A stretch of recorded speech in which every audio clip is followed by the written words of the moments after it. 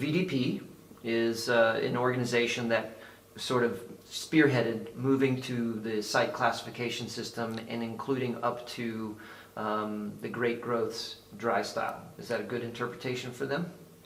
Absolutely. Okay. And so Grosse is how I say it, but I'm sure you can say it for them better. They have to be Grosse Lage. Right. Which is the best vineyards, right? Right. And they have to be fermented dry. The GGs, yes. GG, okay. which are the letters for Grosses Gewächs. Okay. It makes it a bit easier. They have to be dry. But as well, we have the off-dry version, which is just called Brauneberger Juffer Riesling Grosse Lage. So GG is a little bit typically German, so it's doubled. They're coming from a Grand Cru side. And they as well, designed with Grosses Gewächs or GG. Shortly about the history, 10-15 years back, the intention of the top producers more in the southern region of Germany was to sign the top dry wines with something, with a special word. So this was the idea of the Grosses Gewächs or GG. And within the, I don't want to say change, but with completing the classification in Germany and especially at the Mosel as well, they said, okay, let's call the top vineyards here Grosse Lage, Grand Cru side. And GG letters has been so well established on the German, especially in the restaurant market, that they didn't want to take it away. That's why they kept it and at least doubled a little bit the thing. But it's because the people today are talking about not just the best dry wine, they're talking about a GG. And so we have two from our two top sites, Juffer and Juffer Sonnenur, as well a small description about the different sites, because everybody, or quite a lot of people asking me, what is the difference? Well, Sonnenur is very close to the Mosel liver, is maybe the eye dot on the Brauneberger Juffer, which is like a head on the Juffer Sonnenur. Juffer Sonnenur is 10.5 hectares, a very high percentage of slate. Mostly you just have 1, 2, 3 meters till the rocks are coming. So the wines are very expressive in freshness, lightness, purity, elegance, and showing really this Riesling character in the refreshing side more, but still with a wonderful texture, depth, and a super ripeness potential. Juffer as well has a high amount of slate, but as well there are different parts with a bit more of organic material, fine soil, so they get a bit more of bodied. And Juffer we're going to harvest at maybe at least a week, 1.5 earlier, which doesn't make a huge change. But so we want to keep the Juffer a bit more on the fresher side, lighter side, so it's always or quite often has 0.5% of alcohol less. Though it's a bit easier to drink maybe. And Sonnenur, where we are gambling on the highest way, try to get just the best. For both wines, we go in 2, 3, 4 times into the vineyards to pick the level of grapes, the level of ripeness, and so it needs several passes to harvest wines like that. You cannot just do it in one time. The first time maybe we go for Cabernet, for example, keeps the freshness, and the second time for a Spalys or whatever, and then the third or last time.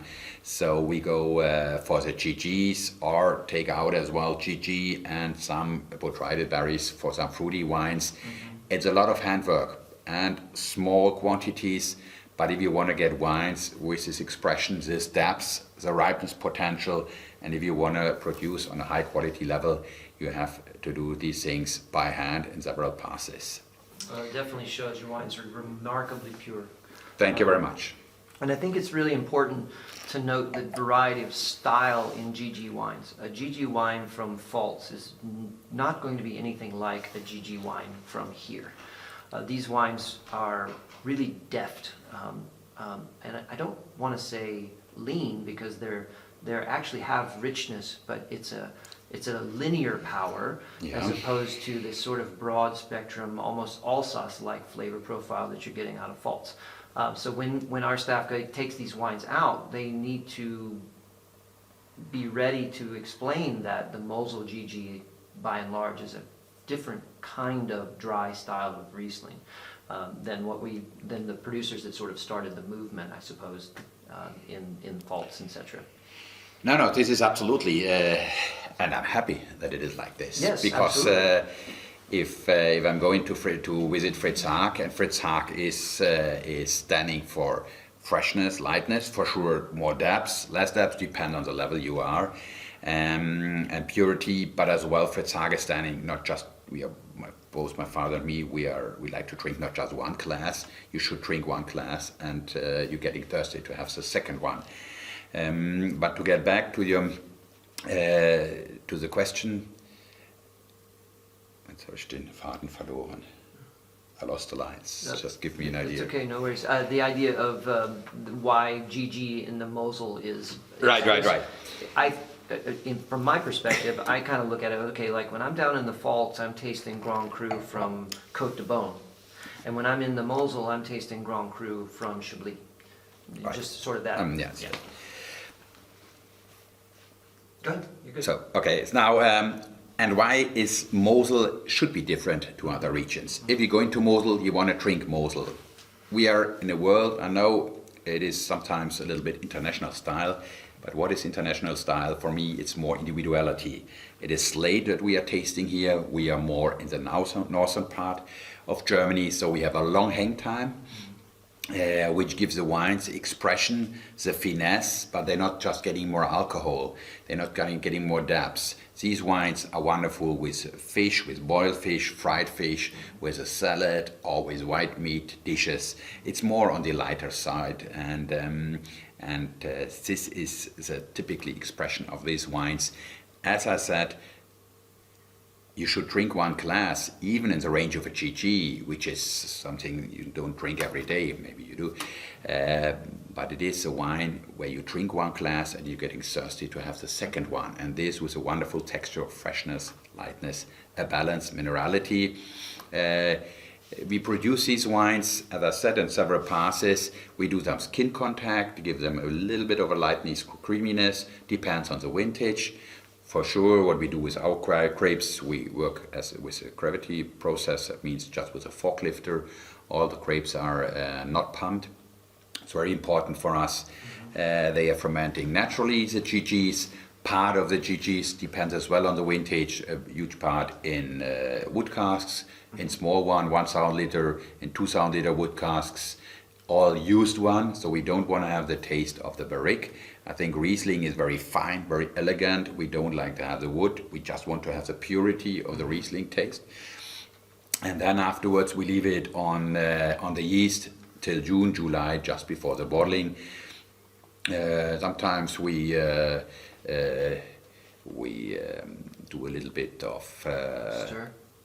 We're steering, sometimes Batonnage. not. Batonnage depends as well on the vintage. For example, 18 has enough creaminess. We do nothing. And 17 with a bit more of acidity, freshness. I did with some wines a little bit of steering, give them a bit more of creaminess and a wonderful balance. And at the end, it should be wines which have a potential of 10, 15, 20 years, but you can drink it as well in the young stadium. They are well balanced, with a, for sure, wonderful integrated acidity, which gives the wines a freshness, a lightness, and the animation to drink more. But on the other side as well, the texture, the creaminess, and a little bit taste of the ripe Riesling berries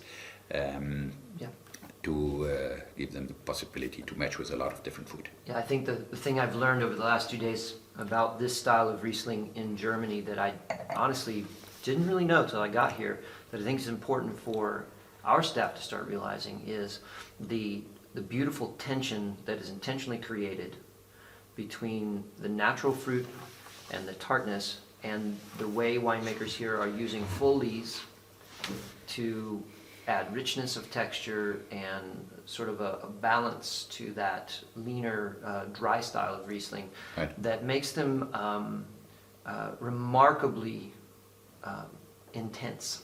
Absolutely. But in a way that's lifting. They're intense, not in a heavy way, but they feel like your whole palate's being lifted and elevated. It's quite remarkable. And This is true. This is, for example, why we do with these wines no malolactic fermentation, for example, because it's as well quite interesting to talk a little bit about the wine. The process of winemaking, which is, at least for all our wines, we want to do, if it is going to happen, because it's fermenting naturally. Sometimes it's going to happen in malolactic, but we're not focusing on this process, because quite often as well the wine's not fermenting totally dry. They're still covering 1, 2, 3, 4 grams of residual sugar. And I'm as well not a fan of the malolactic. I'm more on this puristic side.